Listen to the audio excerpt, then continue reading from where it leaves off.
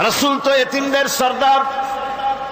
পৃথিবীর কোন এতিম যেন বলতে না পারে নবীজি আমার ব্যাপারে কি বলবেন, আমি তো এতিম মানুষ, আর তিনি আমার ব্যাপারে কিভাবে আমার দরদ বুঝবেন।